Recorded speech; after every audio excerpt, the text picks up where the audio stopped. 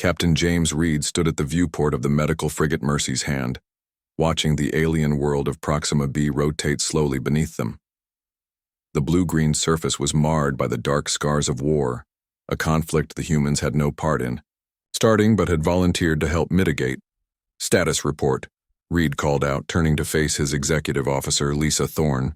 "Medical teams are deployed in sectors 3 through 7, Thorne replied, her eyes never leaving her display. "Casualties are heavy, but our people are making a difference." Earth had sent 16 medical ships to Proxima Centauri when the civil war between the Krell factions had reached its bloody zenith. Humanity, still new to the Galactic Assembly, had been eager to demonstrate their commitment to interstellar cooperation. The Medical Corps, the pride of Earth's space fleet, represented the pinnacle of human compassion and scientific ingenuity. "Sir," Communications Officer Pete Wilson called out, his voice tight with alarm, "we're picking up unusual ship movements in the outer system." Reed frowned. "Unusual how?" "7 vessels previously undetected. They're running silent, but their energy signatures match Krell Supremacy warships." The Krell Supremacy was the more aggressive faction in the Civil War, known for their uncompromising stance against what they termed genetic dilution. The refugees that the Earth medical teams were treating were mostly from the opposing Reform Coalition. "They've bypassed the Assembly peacekeeping fleet," Thorne said, disbelief evident in her voice. "How is that possible?" Reed didn't have time to speculate. "Broadcast our medical neutrality status on all frequencies. Remind them we're protected under Assembly Humanitarian Protocol 7. The tense minutes that followed were filled with urgent communications as the other 15 medical ships in orbit coordinated their responses. The Assembly representatives on the surface were notified, and emergency evacuation procedures for the ground teams were initiated as a precaution. Dr. Marcus Lee, head of the surgical team in Sector 5, sent back a terse message. "Can't evacuate now. 300 critical patients. Need 6 more hours." Similar messages flooded in from the other sectors. Leaving now meant abandoning thousands to certain death. "The Krell vessels have changed course," Wilson announced, his voice dropping to a whisper. "They're heading directly for our ships." "That's impossible," Reed said. "Even the Supremacy wouldn't dare attack medical vessels." The first missiles struck the Mercy's Embrace, the medical frigate stationed nearest to the planet's northern hemisphere. The ship's shields, designed to protect against cosmic radiation and debris, not military weapons, collapsed instantly. "They're targeting our medical ships deliberately," Thorne said, horror evident in her voice. "This isn't a mistake." Reed slammed his hand against the emergency alert. "All personnel to evacuation stations, ground teams, emergency extraction. This is not a drill." But it was already too late for many.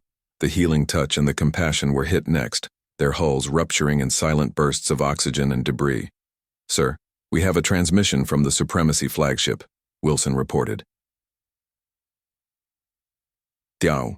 Viewscreen flickered to life, showing the gray-scaled face of a Krell commander. His breathing apparatus clicked rhythmically before he spoke. "Human vessels. You have violated our sovereign space by providing aid to genetic deviants. Your presence constitutes interference in Krell affairs. Your penalty is death." The transmission cut out as the first missiles streaked toward the Mercy's Hand. Reed's last action was to transmit a complete data package of the attack back to Earth, along with a final message. "They are targeting medical personnel deliberately. Remember us." Their missiles found their mark. Admiral Kate Wilson stared at the holographic display in the center of Earth's central command chamber, her face a mask of controlled fury. Around her, 24 members of the United Earth Defense Council sat in stunned silence as the final moments of the 16 medical frigates played out before them. "The death toll?" General Thomas Black asked, breaking the silence.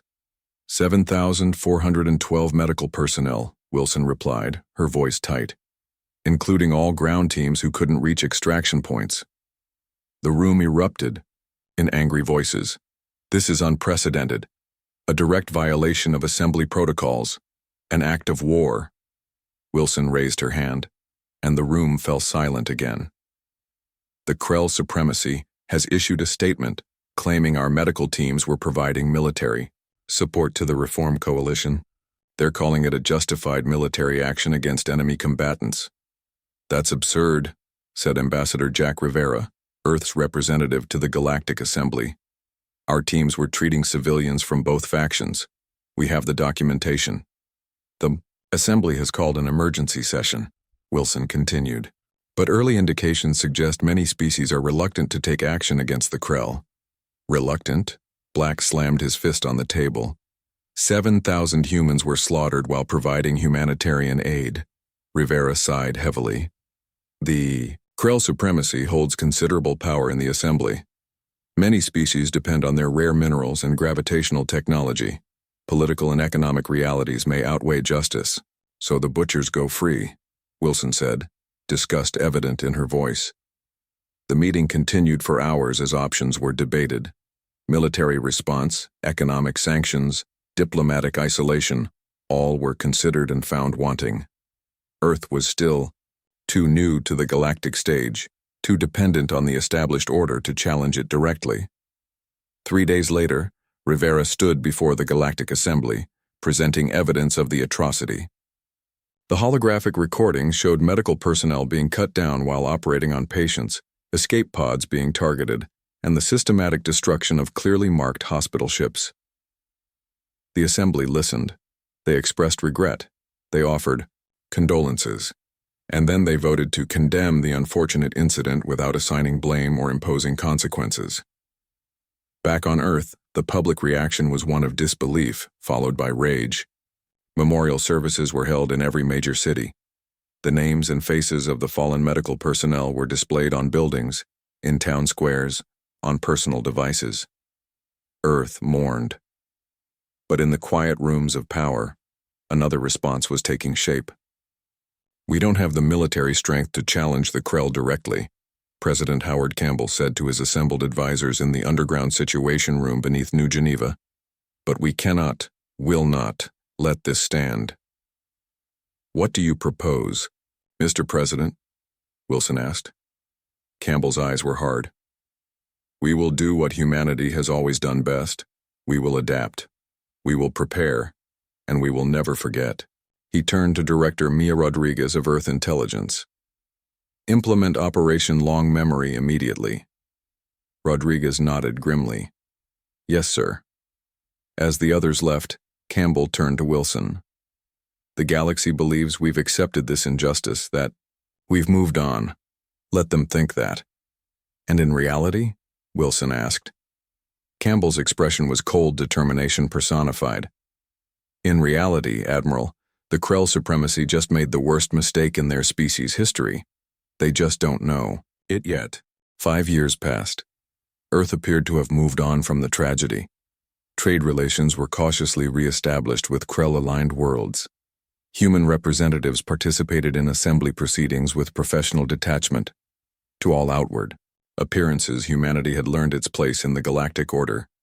Below the surface, Operation Long Memory progressed relentlessly.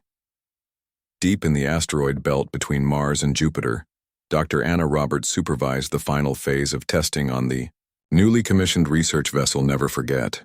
Unlike the medical frigates that had preceded it into the stars, this ship carried a different mission. All systems nominal, reported engineer Paul Green from his station. Shield technology has been successfully integrated. Roberts nodded with satisfaction. The ship's defensive capabilities incorporated technology that Earth wasn't supposed to possess. Adaptations of Krell shield generators, reverse-engineered from fragments recovered by covert operatives. And the medical systems? She asked. Beyond anything we've deployed before, responded Dr. David Brown, Chief Medical Officer. The regeneration chambers can sustain complete biological reconstruction of tissues while maintaining consciousness. The pain management modules are optional. Roberts didn't comment on the implications. Communications? Untraceable and unblockable, communications specialist Maria Hill replied. We can broadcast on any frequency, including the Krell military bands. The Never Forget was only one component of Operation Long Memory. Across the solar system, similar preparations were underway. Earth had not built a war fleet. that would have been noticed. Instead, they had transformed their existing ships and created new ones that served civilian purposes while harboring hidden capabilities. Meanwhile, human diplomatic efforts had been focused on one goal: the appointment of a human representative to the prestigious position of medical coordinator for the Galactic Assembly. The position provided access to medical facilities across all member worlds, including Krell territory. Dr. Jason Ward, whose sister had died on the Mercy's Promise, received the appointment with humble gratitude. His credentials were impeccable, his demeanor professional. No one in the assembly suspected his true purpose. Within a year of his appointment, Ward had placed loyal human medical staff in key facilities throughout assembly space. They were exemplary in their duties, earning trust and respect from all species they served, including the Krell. At the same time, Earth intelligence operatives infiltrated Krell communication networks, financial systems, and transportation infrastructure. Small vulnerabilities were identified but left unexploited. Backdoors were created but never used. Patient groundwork was laid year after year. On the 5th anniversary of the massacre, President Campbell addressed a solemn gathering at the Memorial Garden in New Geneva, where 16 trees, one for each destroyed medical ship, had grown, tall and strong. "We honor their memory not only with our words but with our actions," Campbell said to the assembled crowd. "Our commitment to galactic peace and medical advancement remains unshaken. We have risen above revenge and chosen the higher path of healing." The speech was broadcast across Earth and to all human colonies and outposts. It was picked up and rebroadcast by assembly news networks. Even on Krell worlds, some citizens watched with approval at humanity's dignity and grief. That night, after the cameras had gone, Campbell met with the architects of Operation Long Memory. "Are we ready?" he asked simply. Admiral Wilson, now Supreme Commander of Earth's Combined Forces, nodded. "Phase 1 can be initiated at your word." Campbell looked at the holographic display showing the 16 destroyed medical ships. "The word is given." That night, as the Krell Supremacy celebrated the anniversary of what they called the Purification, their name for the massacre of the human medical teams, the first elements of Earth's response quietly activated. No alarms sounded, no weapons fired, but the machinery of justice had begun to move. Commander Drex of the Krell Supremacy military vessel. Inevitable Dominance prided himself on running a disciplined ship. When 3 crew members failed to report for duty, his first reaction was anger. When 17 more fell ill by the end of the shift, concern replaced anger. When his own vision began to blur and his breathing became labored, fear took hold. "Contact Central Medical," he ordered, his voice weaker than intended. The response came back garbled, the communication officer clearly struggling to remain conscious. "Central Medical," not responding. Similar reports from all sectors. The inevitable Dominance was not alone. Across Krell Supremacy space, a mysterious illness was spreading with frightening speed.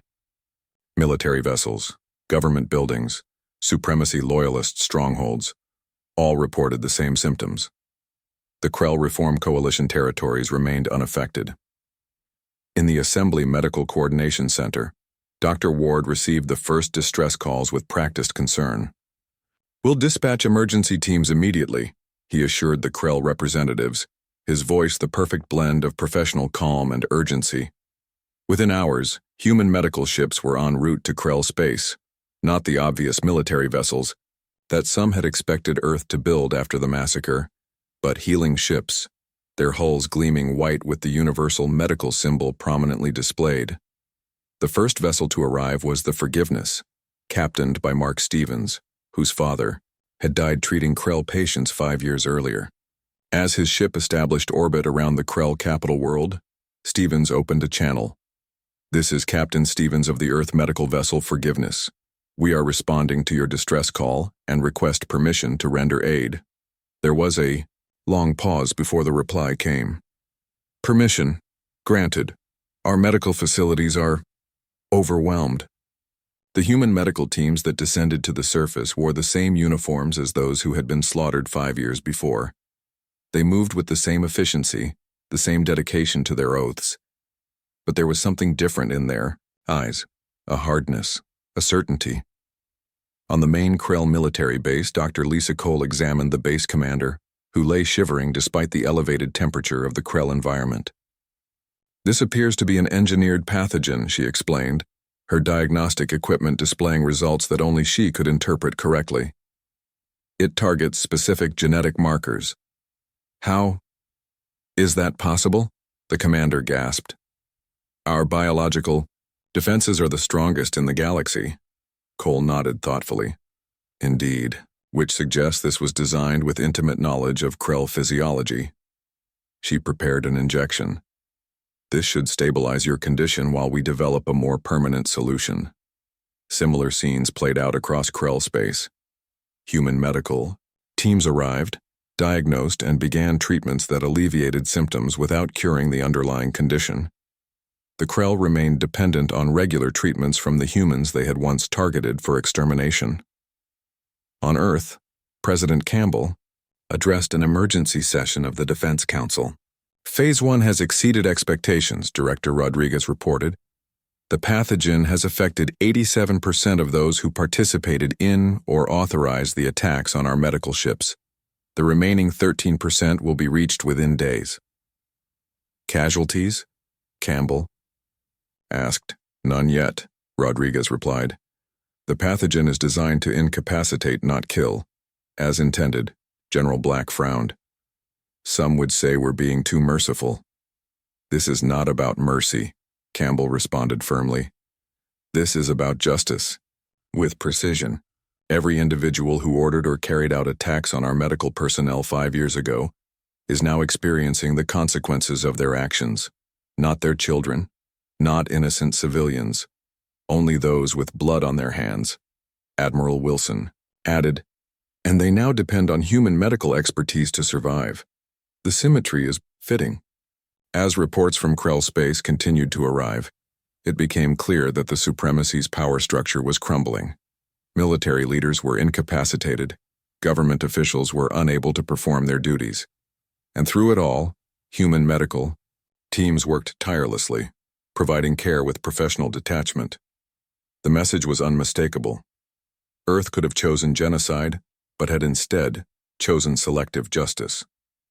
They could have abandoned the Krell to their fate, but had instead arrived with healing hands, just as they had 5 years before. And underneath it all lay the unspoken threat. What Earth could do once, Earth could do again, with different parameters, different outcomes. The galaxy watched and understood. High Arbiter Kroll of the Galactic Assembly called the emergency session to order, his multifaceted eyes scanning the chamber where representatives from 300 species sat in concentric rings. The human delegation, led by Ambassador Rivera, maintained a composed demeanor despite being the center of attention. "We have convened to address the crisis affecting the Krell supremacy territories," Kroll announced, his translator converting his vibrational speech into standard galactic. "Common. Ambassador Rivera, Earth stands accused of biological warfare. How do you respond?" Rivera rose slowly, deliberately. "High Arbiter, honored representatives, Earth categorically denies deploying biological weapons against the Krell or any species. We have responded to a medical emergency with humanitarian aid, as is our established practice." The Krell representative, Vicerex Thule, one of the few supremacy officials still healthy enough to attend, trembled with either illness or rage. "This is absurd. The timing, the selectivity of this disease, it targets only those in positions of authority within the supremacy." "A curious coincidence," Rivera agreed mildly. "Our medical teams have observed this pattern as well. Perhaps something in the lifestyle of supremacy leadership, diet, shared environments, stress factors, has made them vulnerable to this pathogen. We continue to study this phenomenon as we work toward a cure." The Moldarian representative, known for their expertise in biological sciences, raised a limb. "We have analyzed samples of this pathogen. Its structure is unlike anything in our extensive database. If this is engineered, it represents biotechnology beyond current known capabilities." Rivera spread his hands. "Earth's technological capabilities are well documented and regularly inspected by assembly observers. We lack the advanced bioengineering facilities that would be required for such work. This was technically true. The pathogen had not been developed on Earth or any official human facility. Operation Long Memory had utilized a network of unmarked research stations in uninhabited systems, staffed by medical personnel who had volunteered after losing colleagues in the massacre. The debate continued for hours. Accusations were met with polite denials. Demands for investigation were accepted with such cooperative transparency that no evidence could be found. Throughout it all, human medical teams continued to provide life-sustaining treatments to the afflicted Krell. In a private chamber adjoining the main assembly hall, High Arbiter Kroll met with Rivera and Thule. "This situation cannot continue," Kroll stated. "The assembly requires stability." Thule's breathing apparatus wheezed. "The solution is simple. Force the humans to provide the cure they undoubtedly possess." Rivera shook his head. "We cannot provide what we do not have. Our teams are working diligently to develop a permanent cure. In the meantime, we will continue to provide palliative care as a humanitarian gesture." "A gesture?" Thule's translator couldn't fully convey his outrage. "You hold our entire leadership hostage to your treatments, and you call it humanitarian?" Rivera's expression hardened slightly. 5 years ago, 16 human medical ships responded to a call for aid from your civil war. 7,412 medical personnel were slaughtered while trying to save lives, including Krell lives. The assembly condemned this action but imposed no consequences. "That matter was settled," Thule insisted. "No," Rivera said quietly. "It was ignored. There is a difference." Kroll's sensory appendages twitched with discomfort. "Are you admitting Earth's responsibility for the current situation?" "I am merely noting that when justice is denied through official channels, it often finds unofficial expressions," Rivera replied. "However, Earth remains committed to the principle that medical care should never be weaponized." He turned to Thule. "Which is why I am authorized to offer a permanent solution to the current crisis." Thule's breathing accelerated. "The cure? Justice," Rivera corrected. "Earth proposes the establishment of an independent tribunal to investigate the destruction of our medical fleet and the targeting of our personnel.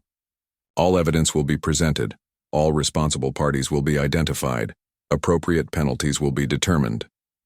"This is extortion," Thule protested. Rivera continued as if he hadn't heard. "Once justice has been properly served, I am confident that a permanent medical solution will emerge quickly. Earth scientists are remarkably efficient when working in an atmosphere of resolved justice." Kroll studied Rivera carefully. "You understand the precedent this would set?"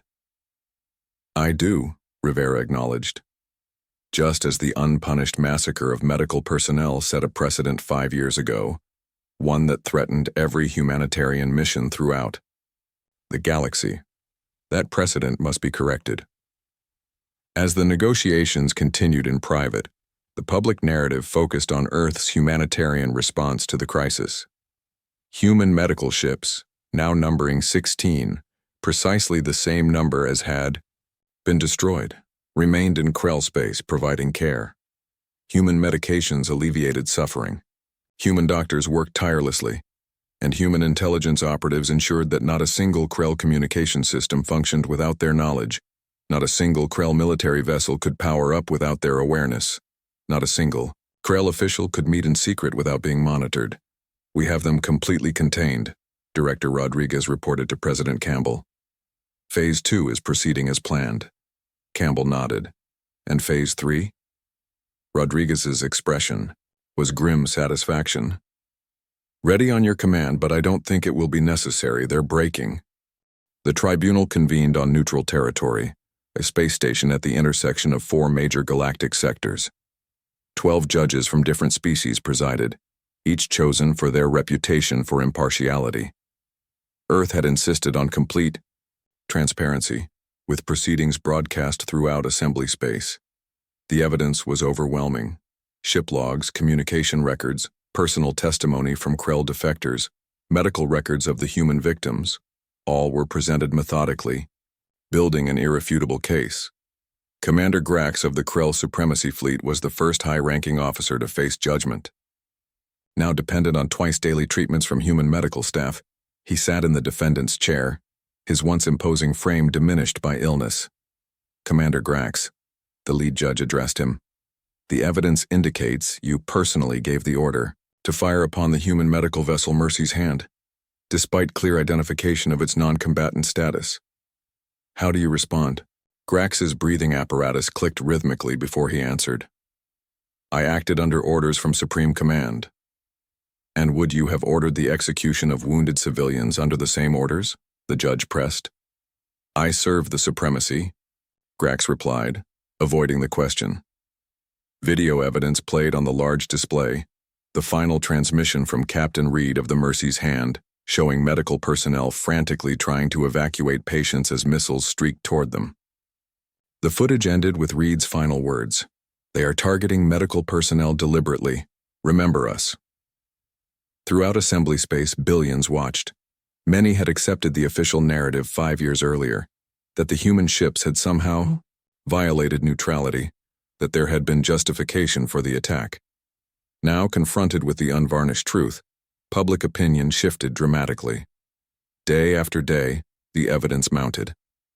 Officer after officer, official after official. 63. Krell in total were identified as having direct responsibility for the massacre. Each was given the opportunity to speak in their defense. Few could offer anything beyond following orders or defending Krell interests. On Earth, memorial ceremonies were held again, but this time with a different tone. The faces of the fallen were displayed alongside live feeds of the tribunal. Families who had been denied closure for 5 years watched as responsibility was finally assigned. In the 5th week of proceedings, the tribunal reached a historic moment. Supreme Commander Zox of the Krell Supremacy was brought to testify. As the highest-ranking military leader, his authorization had been required for the attack on non-combatant vessels. "Supreme Commander," the lead judge began, "did you give the order to target human medical ships 5 years ago?" Zox, once the embodiment of Krell military might, now needed assistance to remain upright.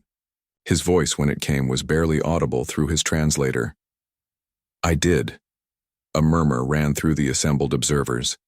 "And were you aware that these ships were clearly marked as medical vessels, protected under Assembly Humanitarian Protocol 7? "I was." "Why did you issue this order knowing it violated galactic law?" Zox raised his head with difficulty. Humans were new to the Assembly. Untested, unknown. Their unexpected intervention in our civil conflict was concerning. Their medical technology was advancing rapidly. Some among our leadership saw them as a potential threat to Krell dominance. "So, you ordered the death of over 7,000 medical personnel as a demonstration of power?" the judge clarified.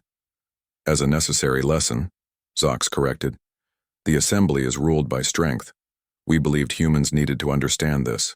The human observers in the tribunal chamber remained expressionless, but across Earth and human colonies, people watched in stunned silence at this casual admission of calculated slaughter. The tribunal's final judgment came 3 days later. Of the 63 Krell identified as responsible, 59 were found guilty of crimes against sentient beings. The sentences varied according to level of involvement, from confinement to permanent exile from assembly space. For Supreme Commander Zox and the 3 highest-ranking officials, the tribunal prescribed a unique punishment. They would be remanded to Earth custody to live out their lives in a specially constructed facility where they would contribute to medical research as test subjects. The sentence sent shockwaves through the assembly. Many expected Earth to reject such authority over Krell leaders, to choose mercy as a demonstration of moral superiority. Instead, Ambassador Rivera accepted the tribunal's decision with a simple statement. Earth will ensure these individuals provide the same service to medical advancement that our fallen personnel would have continued to provide had they lived. As the tribunal concluded, Dr. Ward made an announcement from the Galactic Assembly Medical Coordination Center.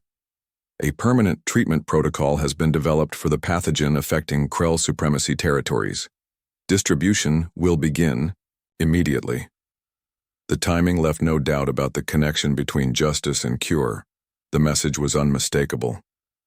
Across Krell space, human medical teams administered the cure with the same professional care they had shown throughout the crisis. Within weeks, the affected Krell began to recover, though the treatment ensured they would require annual booster treatments that would be provided by human medical staff. The balance of power had shifted permanently. The Krell supremacy, once feared throughout the sector, now existed under the watchful eye of human medical oversight. Their military capacity remained, but their will to use it against humans had been thoroughly broken. And throughout the galaxy, a new understanding took hold. Humans might come in peace, with healing hands and humanitarian aid. They might adhere to diplomatic protocols and legal frameworks, but they never ever forget their dead. 10 years after the tribunal, the Galactic Assembly convened for its centennial gathering. Representatives from all member species attended, including the reformed Krell Union, the new government that had replaced the supremacy after its collapse. Following the tribunal, the assembly hall had been renovated for the occasion with a new central feature, a memorial garden containing 16 trees of different species from 16 worlds, each one representing one of the destroyed human medical ships. The garden served as both memorial and reminder. Admiral Wilson, now retired and serving as Earth's ambassador to the assembly, walked slowly through the garden with Arbiter Kroll, who had overseen the tribunal years before. A remarkable decade of progress, Kroll observed. Human medical technology has transformed emergency response throughout the galaxy. Wilson nodded. We've always believed that healing is our greatest strength, and yet, Kroll's translator conveyed his careful tone, no species has ever forgotten how precisely Earth administered justice. Wilson smiled without humor. Not justice, Arbiter. Balance. They paused before a plaque listing the names of all 7,412 human medical personnel who had died in the massacre. Below the names was inscribed a simple phrase, "They came to heal. Remember them." Across the garden, Dr. Ward, now serving as chief medical director for the assembly, was deep in conversation with Trell, the representative from the Krell Union. Unlike his predecessors from the Supremacy, Trell displayed none of the arrogance that had once characterized Krell diplomacy. The annual medical review of Supreme Commander Zox and the other research subjects shows continued stability, Ward was saying. Their contributions to our understanding of Krell physiology remain valuable. Trell bowed slightly. The Union appreciates your professional care of these individuals, despite their crimes. The former Supremacy leaders now lived in a secure medical research facility on Earth, their bodies and minds studied continuously. They were not tortured or abused. Humans had remained true to their ethical principles, but they existed solely to advance the medical knowledge that their actions had once attempted to destroy. The symmetry was lost on no one. In the decades since the crisis, humanity's standing in the assembly had grown tremendously. Human medical ships now responded to emergencies throughout known space, their distinctive white hulls recognized and welcomed everywhere. Earth's diplomatic influence had expanded proportionally, with humans serving in key positions throughout the assembly's structure. The knowledge that these same medical ships could be repurposed within hours into precise instruments of justice remained unspoken but universally understood. President Campbell, now in the final year of his third term, addressed the centennial gathering. Age had lined his face, but his eyes still carried the same determination that had guided Operation Long Memory. 10 years ago, we stood at a crossroads, he told the assembled representatives. Would we allow the targeting of medical personnel to become an accepted tactic in galactic conflicts? Would we surrender the principle that healing hands must be protected, regardless of species or politics? Earth chose to defend that principle, not just for ourselves, but for all. No one in the assembly missed the steel beneath his words. No one doubted what lay beneath the compassionate exterior of Earth's policy. As the ceremonial session concluded, a new medical vessel was christened in orbit above, the largest ever built, a collaboration between 17 species including the Krell Union, Its name was visible in multiple languages across its gleaming hull. Never again. Later that evening, Admiral Wilson met privately with President Campbell in the Earth Embassy. Operation Long Memory is officially concluded, Wilson reported. All objectives achieved. Campbell nodded. And the contingency measures remain in place, Wilson confirmed. Dormant but ready, the 16 new medical ships maintain their additional capabilities. Campbell gazed out at the stars visible through the embassy viewport. I sometimes wonder what Captain Reed would think of what we did in their name. Wilson considered this. I think he would understand that we didn't seek vengeance. We sought to ensure that what happened to them would never happen again. To anyone. And we succeeded, Campbell said. The principle is established now. Throughout the galaxy, medical personnel operate under a new understanding. Harm them and consequences will find you no matter how long it takes. Across assembly space, human medical teams continued their work. Healing, teaching, building, relationships. Ships bearing Earth's emblem transported medicine and equipment to worlds in need. Hospitals staffed by human doctors treated patients of all species. And in secure facilities throughout human territory, biological samples from every known sentient species were carefully preserved, studied, and understood. Knowledge that could heal or harm, depending on how the galaxy chose to behave toward humanity's healers. Earth had learned its lesson from the massacre. It had built no massive military, created no planet-destroying weapons. Instead, it had weaponized its greatest strength, its ability to heal, by demonstrating the terrible precision with which that knowledge could be turned toward justice when necessary. The galaxy had received the message. Target our medical teams and Earth will let the butchers go, but only after justice has been served with surgical precision. Humanity had found its place among the stars not through conquest or intimidation, but through a simple, unwavering principle. Those who come to heal must be protected. Those who violate this principle will face consequences, and Earth never, ever forgets its own. The 16 trees in the memorial garden grew strong, their roots intertwining beneath the soil, just as the lesson of humanity's response had become firmly rooted in galactic consciousness. Never again would medical ships be targeted in conflict. The price had been established, and no species was willing to pay it.